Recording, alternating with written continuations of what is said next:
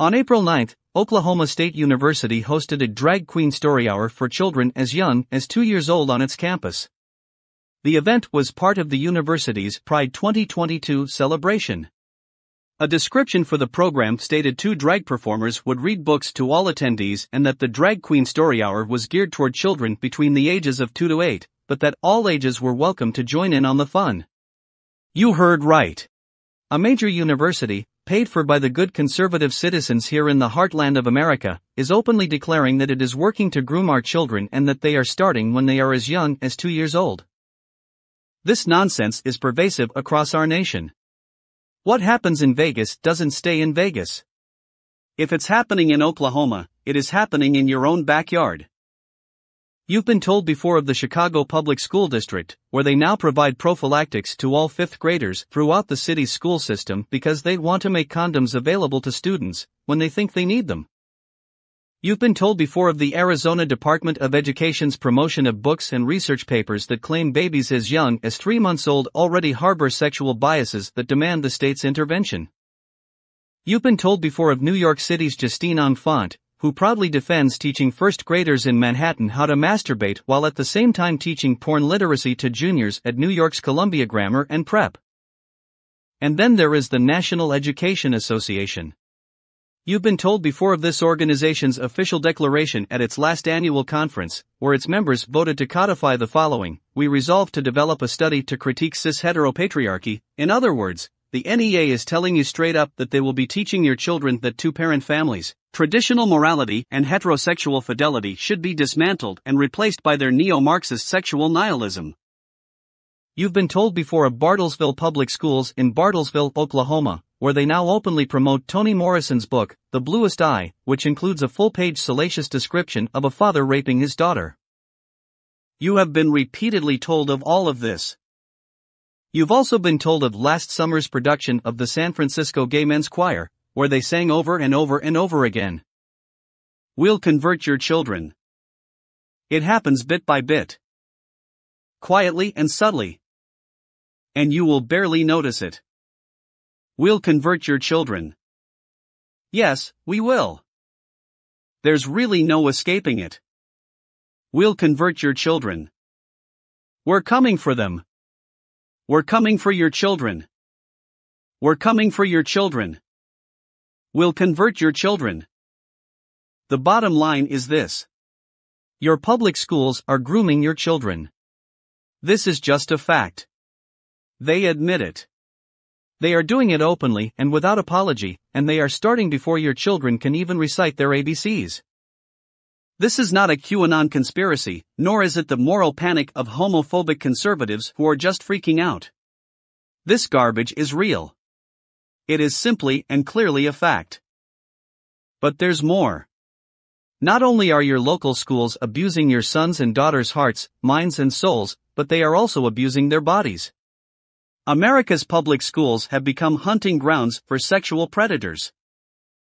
Chris Rufo reported the following: the most comprehensive analysis concerning sexual abuse in America's public schools, published by the U.S. Department of Education, estimates that nearly 10% of K-12 students have been victims of sexual misconduct by a public school employee. In case you missed it, Mr. Rufo just shined a light on the ugly fact that our own government is admitting our public schools are sexually abusing 10% of your children. That's more than 4.5 million children nationwide. In 2014, the Government Accountability Office published a report warning of all this. They said that public school employees were grooming students with the intent to perpetrate future sexual abuse or misconduct. That misconduct includes grooming and chemically castrating your child to validate their woke agenda. They told us that educators were exhibiting patterns of grooming behaviors such as sexually charged communication aimed at explicit sexual contact with the child. Pushing drag queen story hours for 2-year-olds at Oklahoma State. Distributing condoms to 5th graders in Chicago. Teaching masturbation to 1st graders in New York. Fixing sexual biases of 3-month-old babies in Arizona.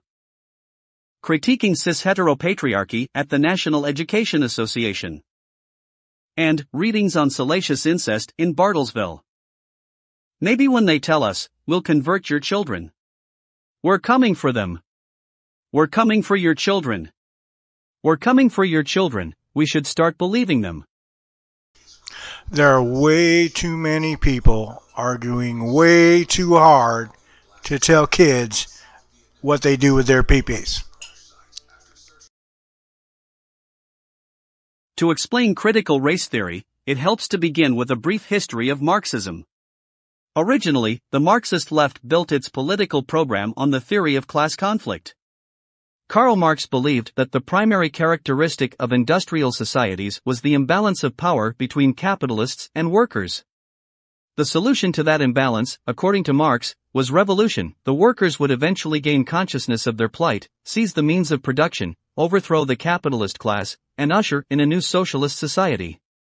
It failed, over and over and over. But rather than abandon their political project, Marxist scholars in the West simply adapted their revolutionary theory to the social and racial unrest of the 1960s. Abandoning Marx's economic dialectic of capitalists and workers, they substituted race for class and sought to create a revolutionary coalition of the dispossessed based on racial, ethnic, or more recently, gender categories. Critical race theory is an academic discipline, formulated in the 1990s and built on the intellectual framework of identity-based Marxism.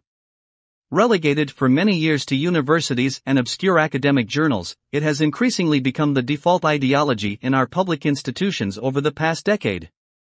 It has been injected into government agencies, public school systems, teacher training programs, and corporate human resources departments in the form of diversity training programs, human resources modules, public policy frameworks, and school curricula. Basically, they're indoctrinating your kids to be good little communists.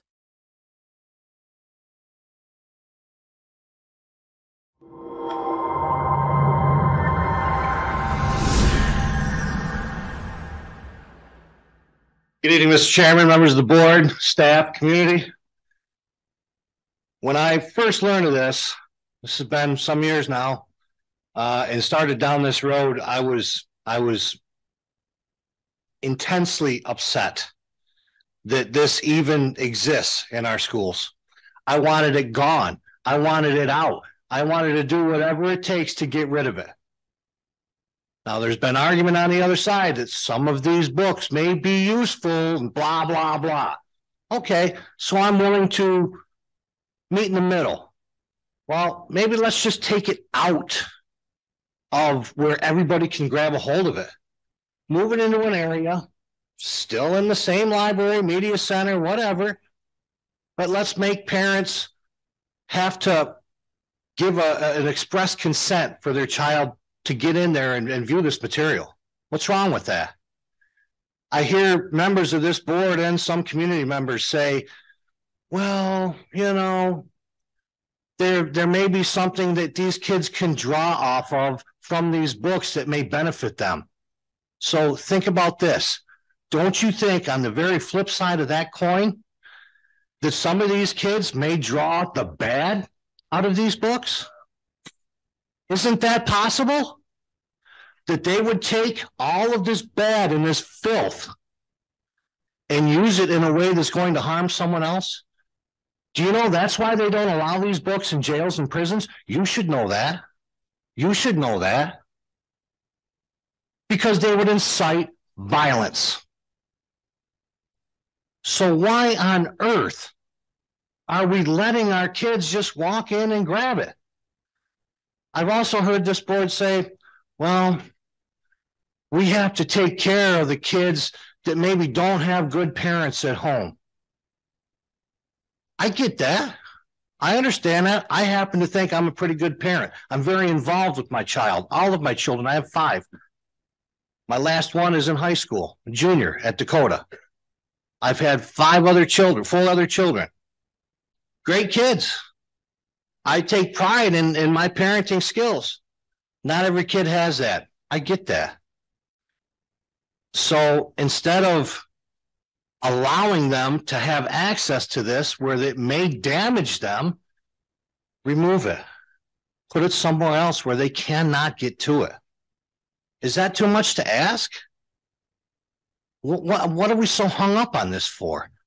I don't get it. Is it just because We're asking you to do something and you can't stand us that much that you're purposely going against everything we're suggesting. We're trying to meet in the middle. I gave up what I wanted to do to try to compromise, but nobody wants to do that.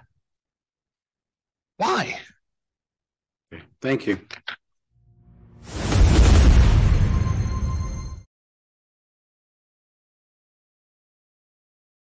You know you're in a cult if 1. You believe you are what your imagination says you are. Delusional, characterized by or holding false beliefs or judgments about external reality that are held despite incontrovertible evidence to the contrary, typically as a symptom of a mental condition. You know you're in a cult if 6. You believe reality isn't real.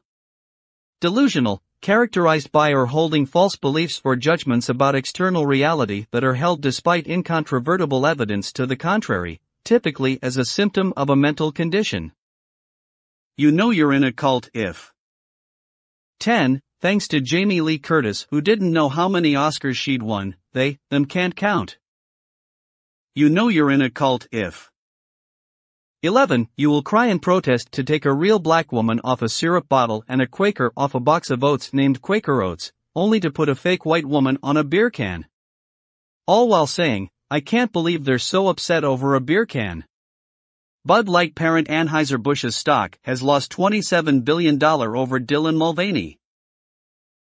You know you're in a cult if 13. If you get triggered because someone doesn't think you're special because you were born into one of the CRT-approved victim groups, they believe deeds and personal responsibility warrant pride. You know you're in a cult if 18. Lost your shit over To Kill a Mockingbird and Huckleberry Finn but are screaming about banning books with gay sex and masturbation in school libraries. Even though the books aren't banned, you can purchase and beat off to them at your leisure. You know you're in a cult if 20. Will lie even with irrefutable evidence. You know you're in a cult if 21. Being so filled with hate, you will groom, mutilate, and murder your own children, all while calling your opposition fascists. You know you're in a cult if 22. Believes that out of 7 billion people on the planet, white, straight, males are somehow oppressing everyone else. You know you're in a cult if 23. Will lose your shit when someone points out that you're not oppressed, you're just stupid. You know you're in a cult if 25. Will refer to a biology book as right-wing propaganda. You know you're in a cult if 26. Will lose your shit if someone actually uses proper English, instead of your made-up pronouns. You know you're in a cult if 32. Are the same people who say you can't indoctrinate kids to be gay with a book or a drag show, but continually accuse the church of doing that very thing. Although religion isn't taught in schools, and you're not forced to go to church. You know you're in a cult if 33. When someone is simply talking science and common sense, you will try to bring religion into it. Well, you know the church. Well then, don't go to church. It's not against the law. Not going to school is. You know you're in a cult if 34. Will use unrelated behavior to justify their sick, grooming behavior. You know you're in a cult if 38. You resort to insults as you can't handle the truth. Delusional, characterized by or holding false beliefs or judgments about external reality that are held despite incontrovertible evidence to the contrary, typically as a symptom of a mental condition. Patients with schizophrenia may show dysfunctional impulsivity and impulsive aggression. You know you're in a cult if 39. Will lose your shit when someone says you're in a woke cult, and to prove you're not, you do the things on this list over and over and over. You know you're in a cult if 40. Will accuse your opposition of that which you are guilty. You know you're in a cult if 46. Consider chemically castrating a pedophile horrible and inhumane, but chemically castrating a child just dandy.